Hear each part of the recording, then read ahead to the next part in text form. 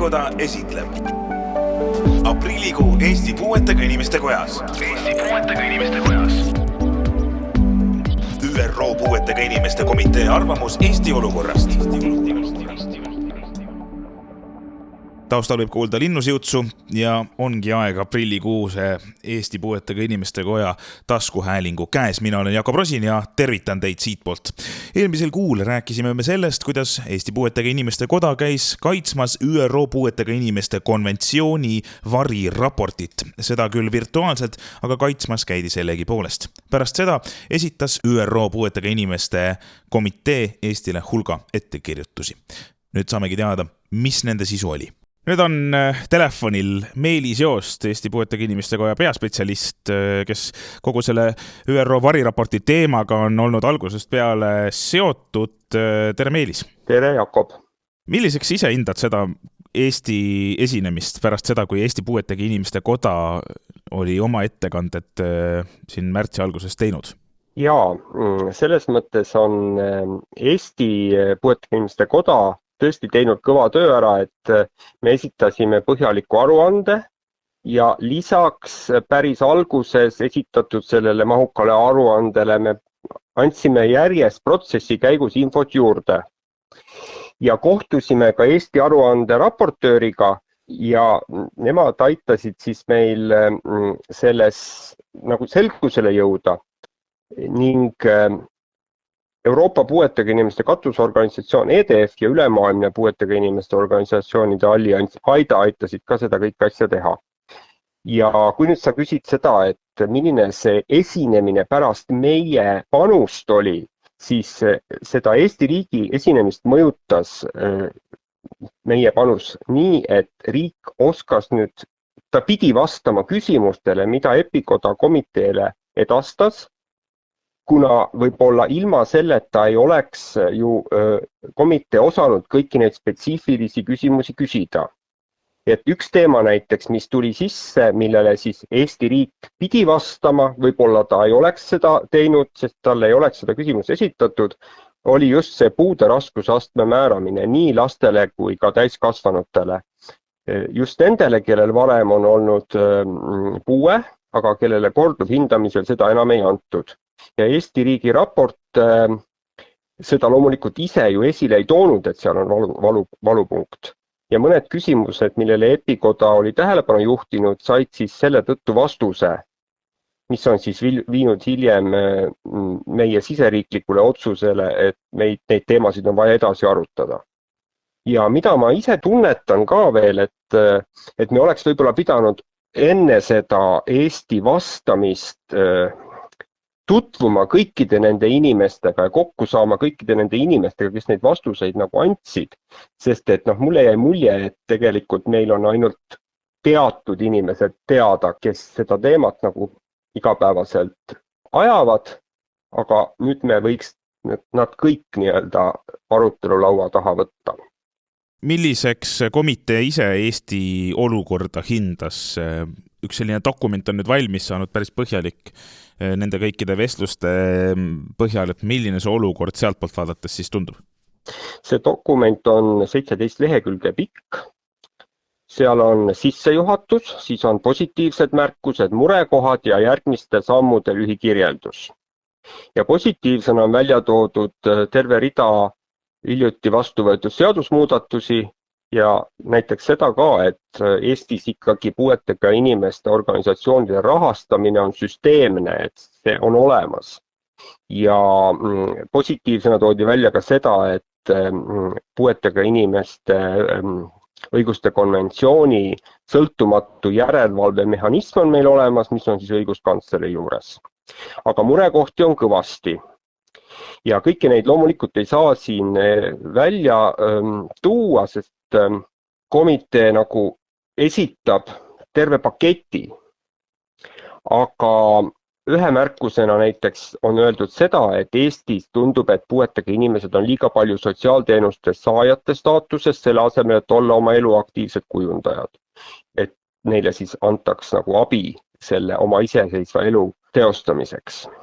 ja osutatakse ka, et puude määramise loogikat peaks muutma, seadusandluses peaks täpsustama terminite sõnastust ja soovitatakse välja töötada eraldi tegevuskava puuetega inimeste õiguste konventsioonis sätete elluviimiseks. Siis on palju üldisi kommentaare, et kuidas tagada parem teenuste ligipääsetavus, kuidas parandada puuetega laste ja naiste olukorda ühiskonnas.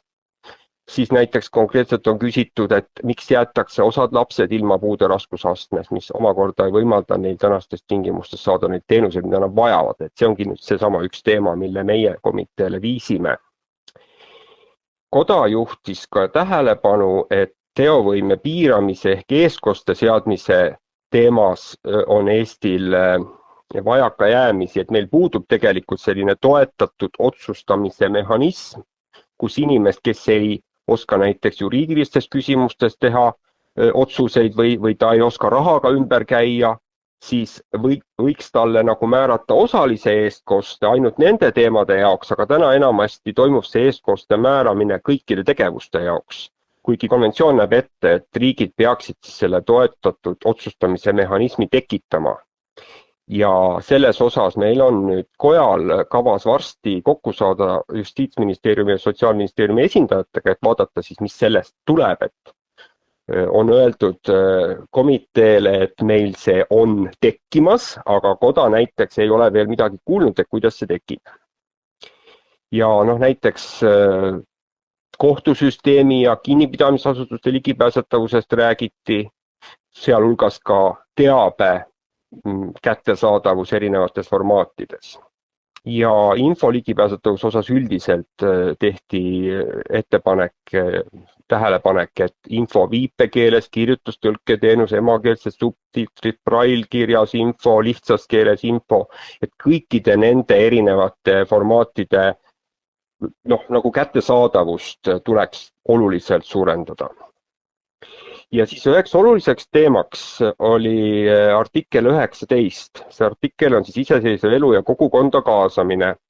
Et komitee leiab, et Eestis on nagu liigselt levinud sellised kodusarnased väiksemad hoolekandeasutused, aga need endiselt ikkagi on nagu hooldekodud, et nad ei ole iseseisev elu. Et komitee leiab, et ainult iseseisev elu vabalt valitud asukohas ning siis kõik need vajalikud tugiteenused, mis pakutakse, on erihoolekannet vajavale inimesele õige lahendus. Nii et siin on päris selline kriitiline seisukoht. Ja komitee soovib lõpetada üleüldse selliste asutuste rajamise. Epikoja seisukohast tegelikult me ei näe, et see oleks nagu väga suur mure ülemineku faasis, et see võiks olla nagu selline vaheetapp, aga teades, et täna isikliku abistaja ja ühele inimesele pakutava individuaalse abi ja toe maht on nii piiratud, siis tundub, et pigem nagu see oleks parem kui lihtsalt ebapiisava abi pakkumine. Mis nüüd edasi saab? Nüüd on Eestile antud need suunised ette, kas nüüd on komitee poolt asi lõpetatud, Eesti peab hakkama asju parandama ja seda nii kuni siis järgmise Eesti raporti esitamiseni või kuidas see kõik välja nägema hakkab edasi? Võib-olla selles mõttes ma kõigepealt isegi ütleks sulle seda, et nüüd see, et meil nii-öelda pikk nimekiri selliseid parandusettepanekuid tuli, ei tähenda üldse seda, et meil nagu asjad halvasti oleksid, sellepärast et komitee alati nagu toob välja põhiasjad. Ta järgib nagu konventsiooni teksti. Pigem võib öelda, et kui sul on nagu palju selliseid kommentaare, tähendab seda, et tööd on tehtud nagu kõvasti. Näiteks kui meil tuleb soovitus, et miks ei õpi teil lapsed tavakoolis, et teil on veel endiselt olemas erikoolid, siis see on nagu ikkagi lähtub sellest, et konventsioonis on nii kirjas ja komitee küsib, konventsioonis on nii kirjas, teil on veidi teistmoodi, miks teil teistmoodi on? Aga täiesti õige, et nüüd on tegelikult pall tagasi Eesti väravas ja komitee teeb nüüd nende samade 17 lehekülje osas riigile ülesandeks neid laialt levitada, et avalikkust teavitada nendest järeldustest, tehes seda eesti keeles, vähemusrahvuste keeles, viipekeeles, lihtsas keeles, alternatiivsetes formaatides. Ja eriti on siis toonitatud, et tuleb keskenduda artiklile 12 ja 19, siis eestkoste teema ja iseseisva elu ja kogukonda kaasamise teema. Ja me ei ole veel hetkel kuulnud, et Sotsiaalministeerium oleks esitanud mingisuguse ajakava, et millal need kõik asjad juhtuma hakkavad, aga soovitused jõudsid ka alles nädalapäevad tagasi, nii et pigem teha korralikult kui kiirustades. Ja üldiselt on niimoodi, et kui konventsioon ratifitseeritakse riigi poolt, siis esimene aruanne tuleks esitada 2 aastat pärast ratifitseerimist ja seejärel iga 4 aasta tagant. Ja järeldustes on kirjas ka, millal on järgmise aruande esitamist tähtaeg, see on 30. juuni 2026.